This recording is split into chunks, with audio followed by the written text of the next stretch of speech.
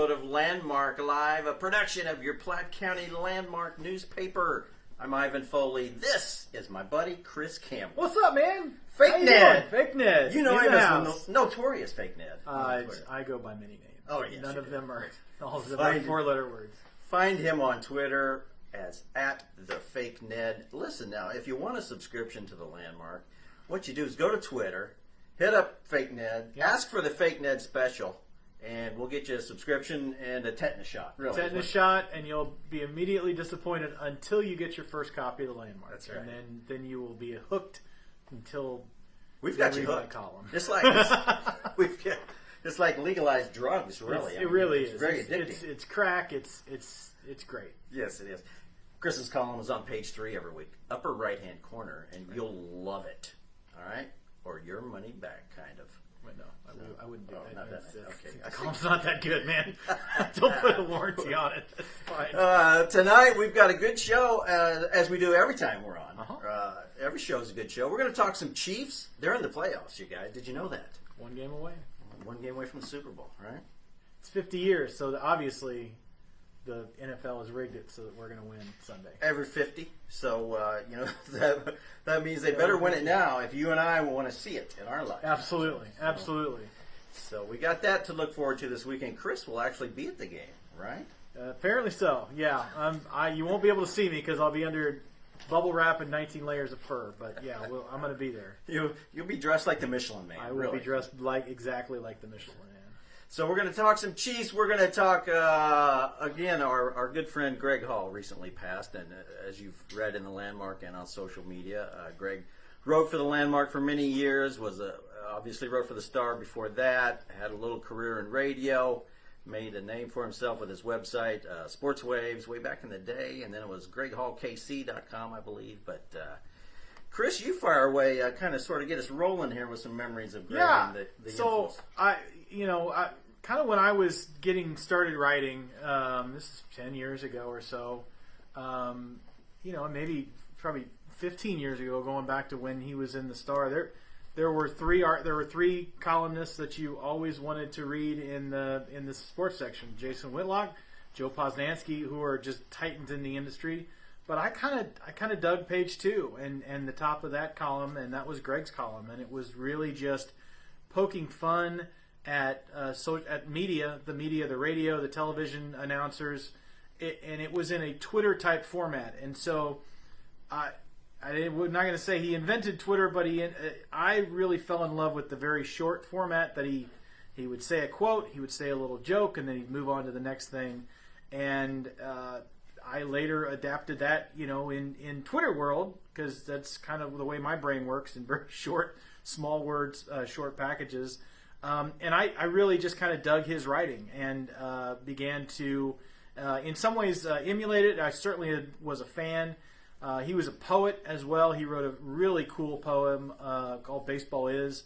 It prompted me to actually write to him and ask for a copy of it. He sent me a copy of it. It was very generous. And then later on in life, as I started to write for the Landmark, I realized that Greg also wrote for the Landmark, and this was kind of in his second revolution. And then once we're on Twitter, we got to know each other pretty well. And I just have always been a fan and an admirer, and later probably called a friend. And it was a real honor to know him, and unfortunate, sudden passing and all that. But great writer, great guy. Later in his life, he devoted kind of that Twitter idea to photography. He went to almost every cross-country meet that he could. And that was kind of cool over the last couple of weeks to see how the cross-country community, said goodbye and all that. And, hey, I got my picture taken by you a long time ago. I just want to thank you. So it was very, very cool. It always sucks to see people that you know and admire pass away, and this one was especially hard for sure because I enjoyed sharing space in the paper with him. I enjoyed reading his stuff, and I certainly enjoyed talking with him anytime I could, for sure. Absolutely. And you're talking about the running community. Greg was a marathon runner. Marathon runner. Yeah, he was. And I remember you were doing a radio show. I was. Right in 2013 when Greg was in the Boston Marathon, right? And I think my radio career was longer than Greg's, honestly. Oh, it It definitely lasted was. about 3 weeks. Mine at least lasted a year. And so. less controversial. Yeah, a little bit. And anyway, you buzzed at me that day and said, "Hey, I'm going to have Greg on because Greg had been there during the bombing, right?" Yes. Yeah, that was a really weird thing. So the day of the Boston bombing, the Boston Marathon bombing, Greg was a participant. He did not. I don't think he finished the race. I think he was still behind when that happened. But he kind of put his journalist hat on and started to record. He started to, and then he got calls from all the media folks that had his numbers from before, right? And he became a reporter on the ground for Kansas City, up to and including one of his arch nemeses, Kevin Keatsman, on Sports Radio 810. So jump ahead about a week, and I'm in the studio next to Keatsman's, and Greg was set to appear on Keatsman's show, and so I'm kind of standing in between this weird, Elvis meets Nixon type photograph that was just between these two guys that just absolutely hate each other. But Greg had a great story to tell. I mean, it was a crazy day, and he was a very good journalist on that day, and was able to come into Kevin's studio and tell a really cool story about some of the people that he met, and all the helpers that he ran into. It's just a very weird situation, but it also shows how he could embrace not just creative writing but also journalistic writing. Yeah. He was a damn good journalist. He really was, and hardworking. I mean, if you asked him, I asked him to go to a high school sports. He covered football for me, high school football, like the years that Platte County was going down to St. Louis and winning state football titles all the time. I would drive down there and take Greg along to actually do the work while I did some editorial stuff. Mm-hmm. And boy, if you ask him to do a job, the man, he would work his butt off. Yeah. It came halftime, one of those state playoff games. I'm looking around and I'm going to ask Greg, "Hey, you want to go get a hot dog or something?" I couldn't find him. So come to find out, after the game, I said, "Where'd you go at halftime?" He said, "I was in the locker room." He went into the locker room of the. It wasn't even the notes, getting quotes, man. It wasn't even the Platte County team. He went into the visitor to the opponent's locker room, sat in there, and was taking notes from the coach's halftime speech. It was amazing. I said, "How'd you even get in there?" He said, "Nobody said a thing. I just walked in." So. We're going to have Hearne Christopher on here in a little bit, and they spent time at the Star, but this tenacity that he's always had, just in him wanting to write. The story goes that he would just write these out or type out his columns and just fax them to anybody that he had a fax number for.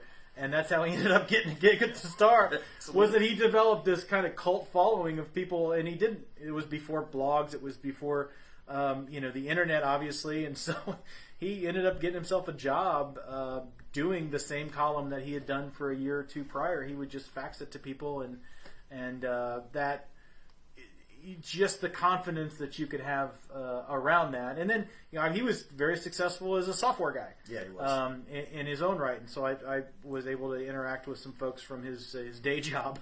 We all have day jobs. Day jobs are sometimes turn into night jobs. Yes. But, so it was very cool to see the outpouring of love for Greg. And it really goes to show how you can touch people in a lot of different ways and a lot of different aspects when you don't even sometimes know that you've done it. Yeah. For sure. Yeah. And it, like working for writing a column in a newspaper, you don't get a ton of feedback. You don't get a favorite button. You don't get a like button. But every once in a while, I have somebody reach out, or they'll send you a letter and say, "Hey, Kamler's column isn't all that terrible." Yeah. and it was really cool to see admirers of Greg and his writing and his career. To do that. The shame of it is that he wasn't around to see a lot of that, and I think he impacted an awful lot more lives than he thought he did.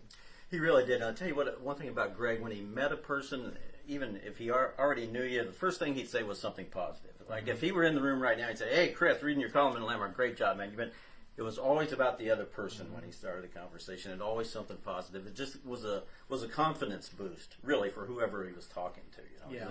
That's one thing I'll remember about the guy. The first interaction with anybody he met was always positive and supportive, and he made it about that person, usually with a compliment about what he knew about you. "Hey, you're doing a great job." That's one thing that will always stick with me about Greg. Yeah. Very Yeah, positive. he in some of his later work on Twitter, he was basically a social media reporter for high school cross country. He really was. On Twitter, he would also post on his website. He had an all hair team for any meet that he went to. Anybody that had crazy hair, he would take a photograph of them and post them on there. And I guess that those things, they just beloved, because he would, it's a little rib at somebody, but also an acknowledgement is like, hey man, I made Greg's column this week, and that was pretty cool. But he could rib on people without losing, respect. He did it in a respectful way. I just about knocked Joe Montana off. You can't knock Joe Montana off. I would have been the 100th person to ever sack Joe Montana. Yeah, I think, right? and he towed the line, certainly, especially with some of his media criticisms. But even some of the media that has reached out to me, or I've reached out to over the last couple of weeks, have said, he's usually probably right. Yeah, that's what they. Yeah. He was most often spot on with his observations and criticisms, if you want to call them that. But we do. We've got a special guest coming up in just a minute. Hearne Christopher, who wrote for the Star at the same time Greg did. We'll be talking to Hearne here shortly.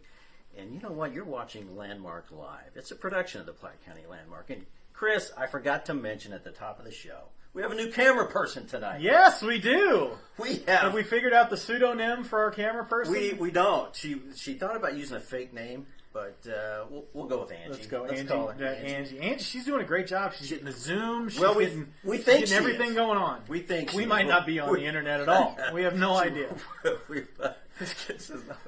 This could be FaceTiming one person. But we thank Angie for filling in. We had someone get sick. We had another one with another commitment. So Angie very graciously stepped forward. I mean, it's hard to imagine you couldn't find somebody to fill in with what you pay. Well, yeah, this is a high end gig. She demanded 3 times what we're paying the other. Well, that's a good point. So it's going to be. So far, she's earning it. It's I would amazing. say so. All right, should we get to Hearne? Let's get to Hearne. I want to hear some stories. All right, Hearne Christopher. Hearne's always good for stories on all kinds of stuff, man. Former Kansas City Star columnist, Hearne Christopher. Nice to see you. Hearne, good to see you, buddy. Absolutely. Hearne, hello, Internet. Chair. You got triple pay? Must be nice.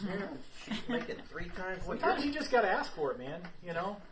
And then other times you got to keep asking for it. I think I'm going the other direction. Yeah. So, Hearne, you worked with Greg early on. Let's start from the beginning. Hearne, that seems like a good place to start, really. You knew of Greg before he started working at the Star. You kind of recruited him to come there. Yeah, he was in the early days of the heyday, almost the golden years of talk radio, sports talk radio locally, where it kind of went from Chris and Lee Summit to MU Dog in Kansas City or Husker in North Kansas City, and everybody was doing cutesy little gimmicks. Jim Rome, the early Jim Rome era. Yeah, it was stuff. all. It was a piggybacking that Jim Rome thing, and that's before that. Don Fortune, they played it pretty straight. They're pretty conservative, pretty buttoned down. Even Seren Petro was, basically vanilla. But Keatsman is kind of the one that sort of broke out and started getting all the callers to come in, and Greg was Husker. I just caught the tail end of him talking to Denny Treese. I think it was on like 1350, had a little tiny station, and I heard him say some clever top 10 reasons for something, and so I didn't know who he was besides Husker, so I tracked down Denny Treese, found out who he was, somehow got a hold of him. And I found out that he was doing these little sound bites, which he was so prolific at. He'd be driving along in his car listening to the radio, and he'd hear whoever it was say something that if you clipped that out of context made him, kind of asinine, ridiculous. And so he would snatch those little sound bites, put them type them up on a thing, and then he'd put his little smart aleck quip and whatever. Preceded by his initials, GH, which is right. When I ran into Greg, I never called him Greg. It was always GH. Really? Yeah. So anyway, it turns out that and I like the top 10 things, so I used him for a lot of top 10 things. There'd be something in the news, I'd call him up and I'd say, can you give me a top 10 on that guy Dan Coffrin that ran for mayor? Right. He had hired a family of Czechoslovakians a whole family he hired to stand in line at City Hall for a week to hold his place so he could be the first one on the ballot in the mayoral race. And I guess the first one, you get the best shot of getting somebody clicking you. So it was kind of embarrassing that he hired all these Czechoslovakians. So Greg did the top 10 reasons that Dan Coffrin hired a family of Czechoslovakians to wait in line for him for the thing. And it was pretty funny. It was based on the David Letterman kind of a thing, Sure. counted down. Top 10 list, yeah. And they were pretty funny. And the number one reason was, what do you think, Dan Coffrin's going to stand out there in the freezing cold or heat or whatever? So I started using him for that. I found out that he was taking these sound bites. He kind of wanted to be a sports media guy, and he was borderline unemployed. His wife had a really nice job, and he was kind of the neighborhood green thumb guy. He'd go around to his neighbors. They saw how immaculate his yard was, and they'd pay him to cut his grass and weed it and treat it. And Landscape the hell out of it, really. yeah, did he ever do you? Well, I'm sorry. No, he did not do my landscaping, but Oh, okay. Anyway, so he was kind of living Bush off. trim now and again. Yeah, I got He you. was kind of a Total freelancer, and he was trying to. He took that the wrong way, and he was trying to break into sports. So this is in the days of. I'm going to take myself way back. Facsimile machines. right. You probably know them. You're so young as fax machines. You Nobody are knows. Chris is the young man. You are probably baby. you never have seen or even barely heard of one. Angie. I'm older than I appear. Oh, okay. All right. You mean like objects are closer than they appear in the mirror?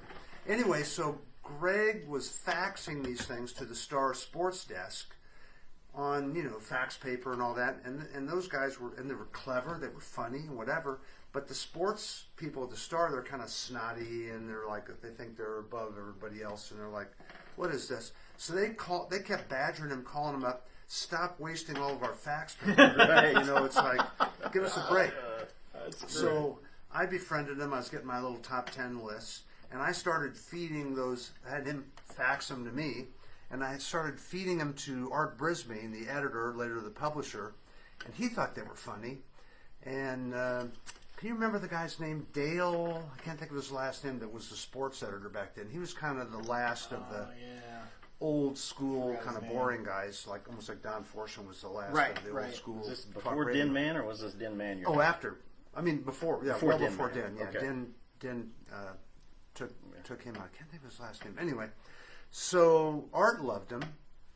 So I convinced Art to put the pressure on Dale, and they forced the sports guy to hire him. And his column ran on Sundays. Yeah. And it was it was a soundbite thing. It was just once a week, and he was still making probably what a couple of us are making here. Yeah. Forever. Not Present company excluded. Like The as much as Angie, though? nickel word type thing. Probably not next to nothing. anyway, so but it was like his toe in the door. And then that guy Jason Whitlock came to town about a year and a half later in the early mid '90s, and he heard him on the radio and he saw him in my column. And Jason adopted Greg as his muse. Like Jason and Greg were like. They talked like 3, 4, 5 times a day. Yeah. Greg was his muse. And to the point, and this comes back to you, because Ivan the Terrible outed Whitlock for plagiarizing. Well, we didn't use that word. We didn't use that word. No, it was but you ran the story that Greg turned in, Right. where Whitlock was using things that he Greg's, wrote. Yes, some of That the Greg had Greg's written. material. And I knew he was doing it, but Greg was pretty discreet about it during a lot of that time.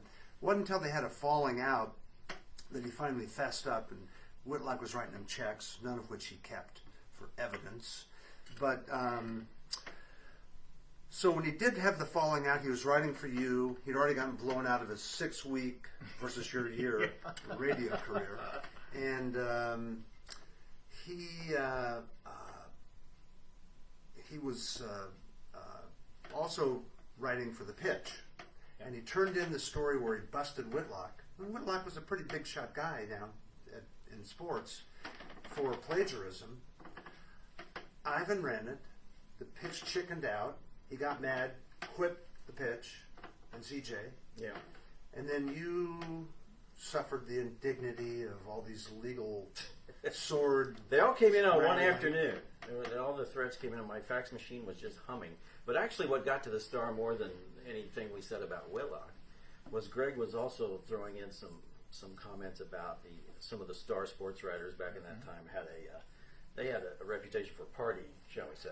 Oh. And some of those that's what really seemed to kind of turn. Did he have? Was that part of it too? That was more so than the Whitlock stuff, because in the legal threats, by the way, the Star faxed me a cease and desist order one Tuesday afternoon. How'd that go? We did not cease and desist. Yeah, no. He used it to light his cigar. Yeah, exactly so right. that what really seemed to get them though was the stuff he was writing about the Star sports staff. Like down there. Flanagan, or I'm not going to say any names because frankly I'd have to go back and read the article. I know. Yeah, They were they're not there anymore who he was writing about. But yeah, they seem to take real offense at the suggestion that their sports staff was a party crowd. They're very thin-skinned. The Kansas City Star. It's kind of interesting to see the way things have evolved, because they've gone from just under 2,100 employees, like 2007-ish, overall, to fewer than 200 right now. Wow. They sold off the main building. They sold off all the ancillary buildings. They owned a ton of buildings all around that area, just trying to raise cash for the parent company, McClatchy, and who's about a fourth of an inch away from bankruptcy. Shutting it all down. And they're already trying to offload the pensions that they have, because they're not going to be able to pay them by the time the year's over. So they've gone from this arrogant attitude like that over any little thing, to, oh my gosh, now they've totally abandoned ship on like the ethics and a lot of the things that they really prided themselves on journalistically. And it's kind of a wide open deal. They don't even have a reader's rep now. You really can't call in a correction or anything. They've got some little blurb there where you can somehow go to some voice. Tweet them. Well, they blocked me on Twitter, so that's fine.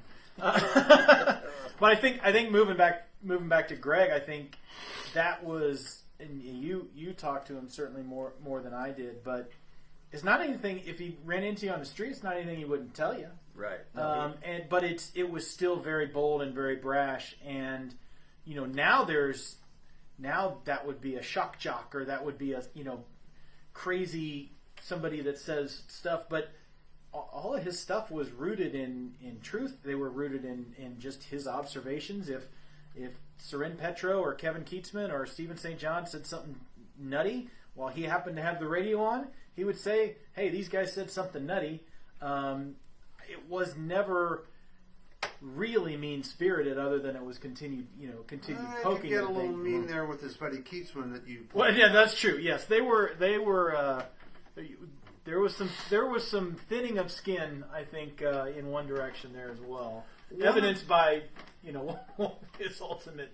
One thing that was a little interesting was he was so prolific on all these different radio shows and all these things that he put 20 or 30 in a thing, or however many columns, and it was almost like he was everywhere. It really was like he had 4 radios, on all the time, and he would just scribble stuff out. And you know what? That's not really a dirty little secret, but the secret is that it really was effortless, because he just basically kept a little thing in his car, listened to it, and I think he had I don't know whether it was a cassette recorder or a digital voice recorder. He just would grab them at random, and there's so much stuff that those guys say that's out there. Like, I think I told you the other day, the guy on 610 Sports, the morning show, he did a whole segment on the main reason the Chiefs won the playoffs. Not so much Patrick Mahomes, although he did a great job, was Andy Reid keeping a cool head. You didn't screw the pooch at the end. And really, for the kids watching, these are basically quote tweets, is what. But it was 15 years ago, quote tweets. Yeah, and that was kind of the niche of it, is that these were these people's own words. I mean, I don't think even when he was criticized, it was ever that he was quoting incorrectly, even if it was a word or two off. It was this is something that this person said on the radio. You just hold them to account, and you say, "Well, yeah, that was kind of silly," but stuff like that. I think that was the genius of it. I can only remember one error when he was in the Star, and the Chiefs were in the playoffs, and Don Fortune had said something on the radio, and I forget. He pulled the soundbite out, and Don had been on vacation or something. I don't remember it exactly, but it was something along that line, and he had to do a correction because he said, "There's no way Fortune could have heard that, could have seen what he was describing." But I guess, but he watched it on TV, so Yeah. So Fortune demanded, a correction and all that. Corrections in the print journalism world, pretty You only have serious. to put a correction on mine every other week. We just Isn't that good? You just devote a section. we print your column say- in disappearing ink. Yes. You know. That's a good idea. Well, thanks for tuning in, guys. This is Landmark Live. We're not leaving yet. I was just reminding you what show you're watching. See, Angie got really anxious there. She was. You ready thought to she was stop. out the She's door. like, all right. Like I No, Angie, Angie- pay for half time. She went down to check her paycheck to see if it was really three times. exactly right. It's Yeah. direct deposit, Ange. Check Yeah, your you're check your fine. bank account sometime. We'll Venmo So, you or something. Landmark Live, production of Platte County Landmark. Again, check us out. Ask for the Fake Ned special. You'll Be immediately regret it. You'll be disappointed, Yes, but you ask will. for it anyway. Hearne, so anyway, let's pick up here. You then after Greg left the Star, he wrote for the Landmark, wrote for the Pitch, and then in later years, you started a website, and Greg kind of did some writing for you. Yeah, when I left the Star in 2009, I started a website, and Greg joined forces. He'd never really gotten his little sports waves off the ground. He was very frustrated by that. People loved it. I'm sure you read it every day. Right. Sure. did. I used to talk to him because I was working day and night. I'd give him a call like at 2 or 3 or 4 in the morning. He'd still be up working. I'd be working. We'd shoot the whatever it was. And but he was frustrated by that. He had some money behind it, but he just threw in the towel. It was at the beginning of the blog when it's still hard to monetize a blog. I'm sure you're well aware of that. Yeah. And there was no money in blogs. It was just you could get, and he got a ton of clicks too. It just you couldn't ever capitalize on it. I think was the issue. Right? It's tough in general. The Star makes, and has for some time, well into 7-figure on their blog or their website, but it's not enough. It doesn't replace the kind of money that you make in the print. It's like a drop in the bucket. Hence the going from more than 2,000 to fewer than 200. And when I first started mine in KC Confidential in 2009, I kind of went at it pretty hard, and I had a few people helping, and I never really made it a true business thing. And Greg really wanted it to be, he wanted a sports career. He wanted it to be something real. And he's the only guy I was really paying. I think that Tony guy, I gave Tony Tony's Kansas City gave me 3 columns a week. Pretty good stuff, actually. Unlike his little short stuff, I made him actually write real columns, and I give him $100 a month.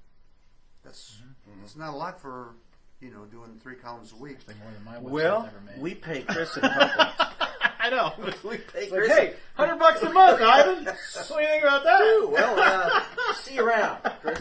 So I was making about $2,000 a month initially on it, but I just didn't stay on it. And Greg he really wanted it to become a big deal. I was giving him like $100 a month, which and then it went up to like $350, which was an astoundingly high amount of money, and comparatively.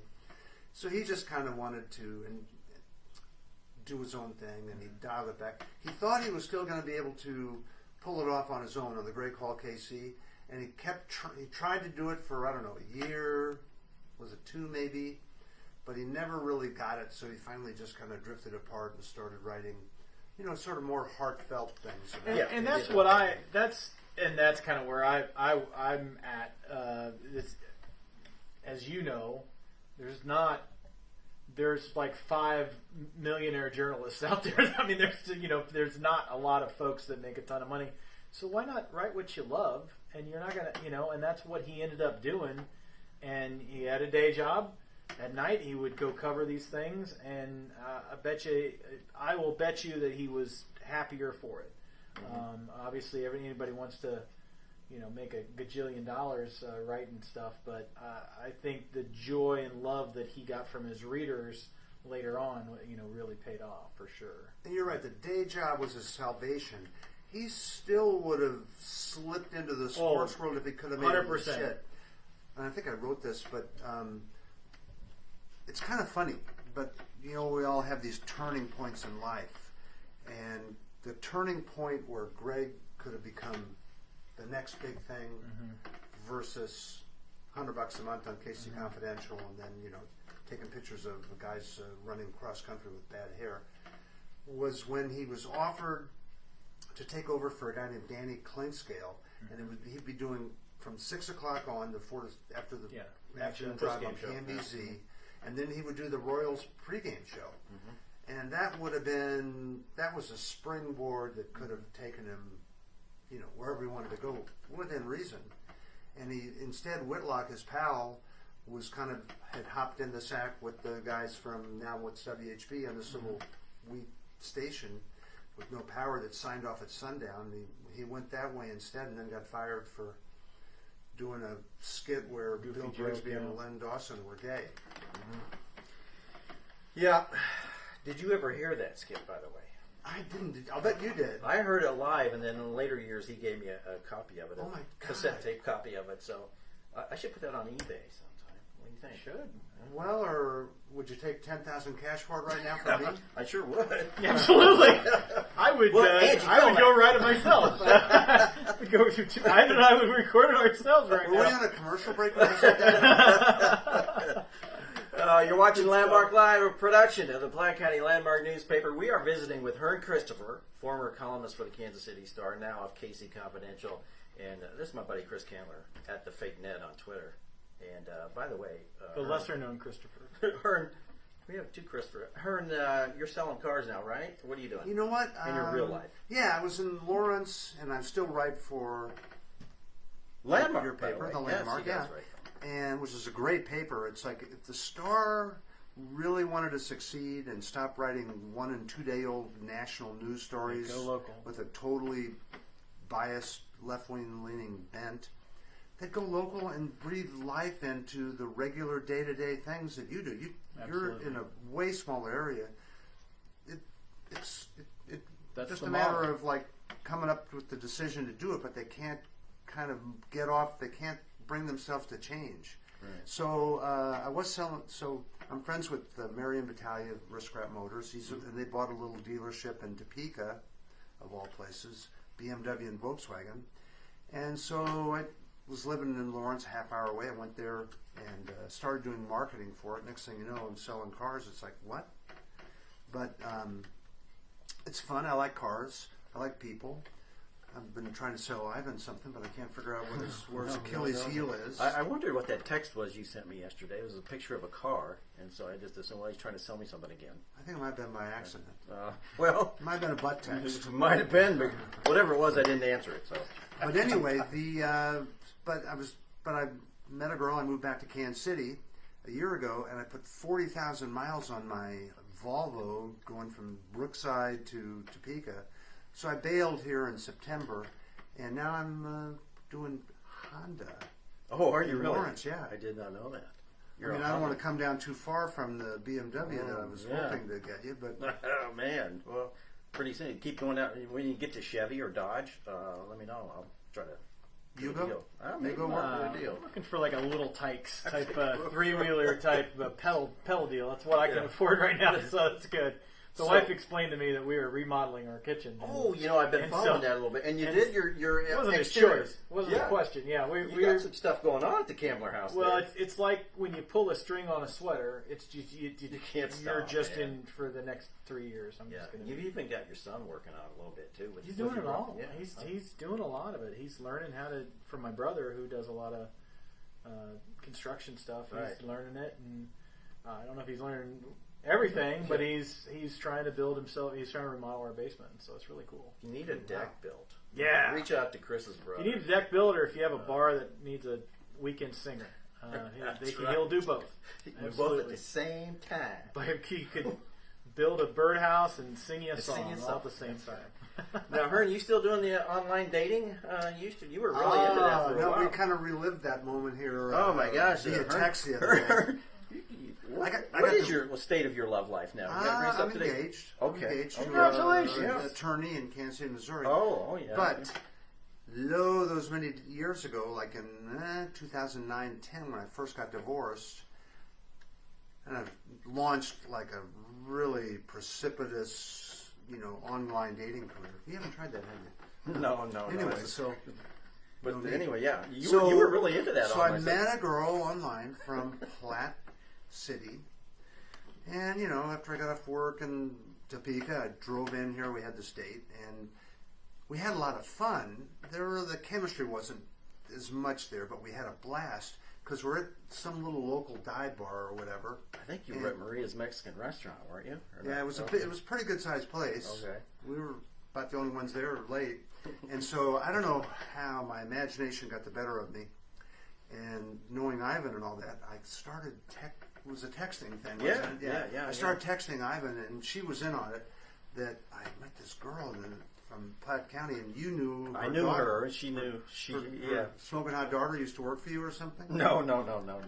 But anyway, God, you get the stories confused. well, the smoking hot daughter, you knew her. I knew the lady you were. Oh, dating. keep going. I see you And, squirming real good. She This is does good have a She was stuff. daughter. only 21 or something, so it was clean cut. No. She was like 27ish, but I knew this the mom that you were dating, 'cause, Right. and I knew of the daughter. And so we started talking, and she knew you, and we're joking around. And so I got this wild hair. Let's play a little prank on Ivan. Oh, I like So this we already. cooked up this little text deal that I'd hit it off so well with her that I was going to need some place to spend the night in my. Platte City.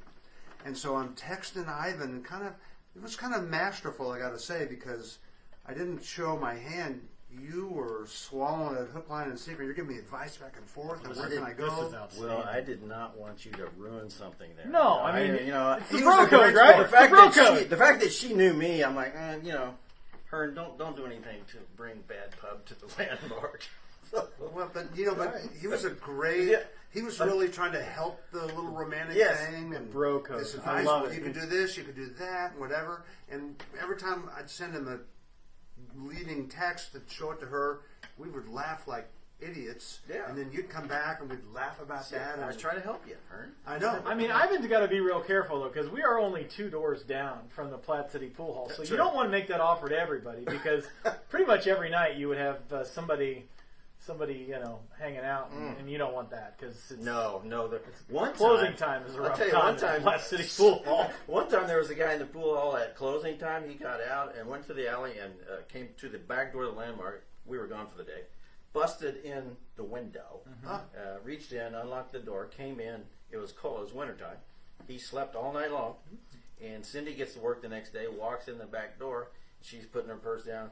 And a guy appears in the back of the office. He had slept on a pile of mailbags, post office mailbags back there. And just, let's say things went south and the police had to be called. But Yeah. the guy was really kind. He ended up paying some restitution for the broken window. And Oh, that's very nice. Did you manhandle him or anything? I wasn't there. Oh, Yeah, okay. Ivan would have. I mean, No. he wouldn't. He would. There would have been nothing left. Yeah, Ivan would have it'd just been taken ugly. to the woodshed. Oh, the guy was a lucky. Yeah, lucky he was guy, lucky it to be sounds like. alive. But too, anyway, for so sure. you don't have to do the online dating thing anymore. So you're No. But it was a clean cut night. It just appeared to be otherwise. yeah. Now you were married for a short time, weren't you, to a nice young lady from Topeka, right? Did you ever meet her? Yes, I did. I was Kimberly? disappointed. Oh, you yeah. met her at one of the parties. Yeah, and you stuff, brought her to the Landmark Christmas party. She was real fun. I thought you kind of outdid yourself on that one. You kind of outkicked your coverage, I think, Hearne. Yeah, she was only 22 years younger than me. I thought you were going to say 22 years old. Not bad. Oh no. Because- That was the one, the daughter. That you was met. the one. There we go. Yep. Now we're good. Goodness. Totally There we platonic. Both of the relationships were platonic. Hey, I got a question for you. So your column famously has always been kind of a page 6 type, around town. Here's what I saw. This is the thing. What do you have a good story or two about some of your favorite stories that you've maybe written about that might have a fun twist to them or something? Well, yeah, I can tell you. I mean, Nothing too bad. one of the things, but nothing too. Yeah. Did I skate too close to the line there Yeah. earlier? Yeah, I got a story to tell on you, but go ahead. Okay. Payback is, you know what. That's right. Anyway, so I would tell a lot of stories. I did a lot of speaking engagements, and this is in the days before everybody had phones with cameras and all that kind of stuff. And I would tell some outrageous stories. People, it's pretty popular in doing stuff. You know, I don't have too many. I mean, I have to go back and think a little bit because I'm not out there beating the streets as much as I used to. But like George Brett was one of my little objects of affection or affliction. I think everybody's got a George Brett in the wild story, and then So when he first got married, in my early days of the column, when he was first getting married to Leslie, she was an interior designer from Wichita, and her dad was from there, and so they bought this giant mansion right across from the famous Russell Stover mansion in Mission Hills. And so right across, it wasn't nearly as nice as the Russell Stover, but it was brick. It was, you know, it's probably today if you bought it, they've added on to it. Probably a $3 or $4 million house. So he's moving in there, and he had a little apartment or a small house in Fairway. And so his wife, he had this bachelor furniture, you know, and Brett was making a ton of dough, so his bachelor furniture could have been like the Beverly Hillbillies. but it's still bachelor pad. Yeah, Instead, bachelor it was furniture. more like probably like some college kid that didn't have very good taste. Anyway, so when he moved into the house, his wife was like, no, none of that, out with that stuff. So I found out that he took it to a little resale place just north of the plaza. There's some little antique stores and resale places there, and so I tracked it down. I went there and I interviewed the lady that owned it, and you know, she wanted some publicity, and so I was kind of like rope-a-doping her a little bit, so to speak. And like, what do you got here? What do you have there? I'm writing down the different things that people could go, you know, go get it. The ultimate sports collectible.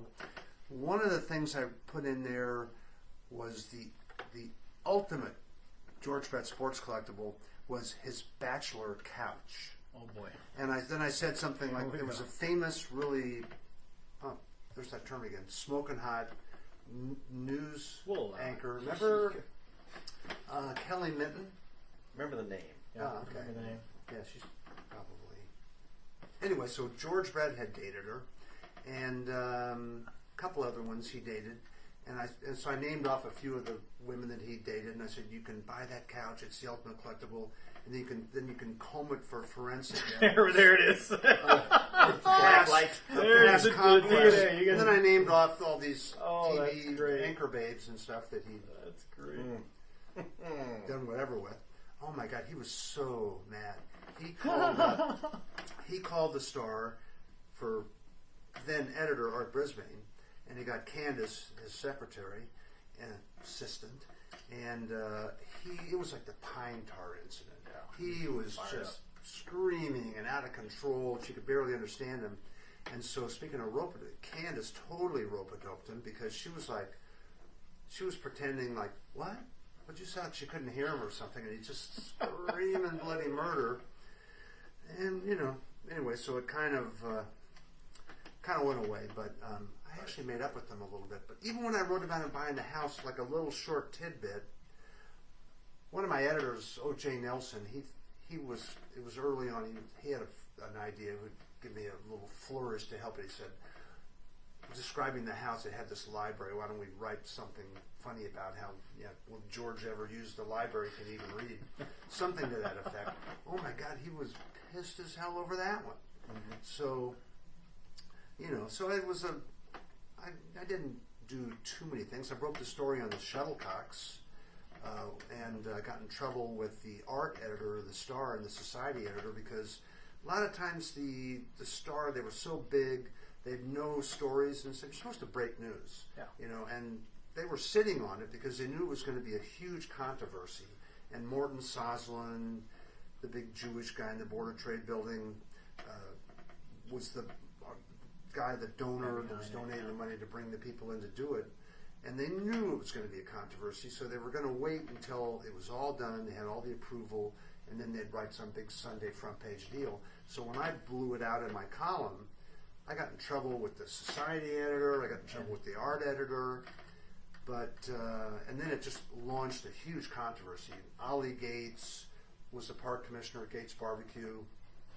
He was squaring off against Mark Wilson, who was the curator, the head guy at the art gallery. And it went on for like 8 or 10 months or more. And the neighbors didn't want it. I mean, now it's like the most beloved thing. The top here. 10 things in Kansas City for sure. I think I heard a rumor that Ivan was going to renew his vows in front of it here. Well, I mean, Ivan's has always been a big fan of shuttlecock. Well, yeah, I'm an arts person, as you know. You really are. I really am. You're watching Landmark Live, where we talk about arts and sports and Hearne's dating life, which is wow. We went really deep into Hearne's dating. I want to know the story. I want to know your story on him. You could have gone deeper, but I don't know. I'll save it. We're going to save it for the next time we have him next back? time we have Hearne. I understand.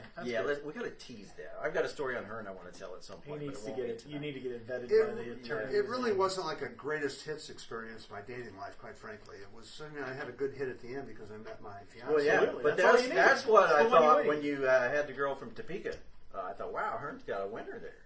Yeah, I did. Yeah, so what happened there? Let's get into that. I got 2 words, or one hyphenated word. Bipolar. Oh, okay. I thought you were going to go prenup. Well, but I must have met her when she was on a good night because she was really fun. Most of her nights were good. She was fun at the Landmark Christmas party one year. I thought, Hearne did well. But I guess it didn't turn out well. Thanks, I think. right. So, what else you got for us? Anything? Now you're. Well, I talked a little bit in the column this week. I think you have it. Yeah, let's talk about that. Ivan's favorite sports announcer in the history of Kansas City and his history of Which is quite expensive. which was Mitch Holthus of the Chiefs. Mitch.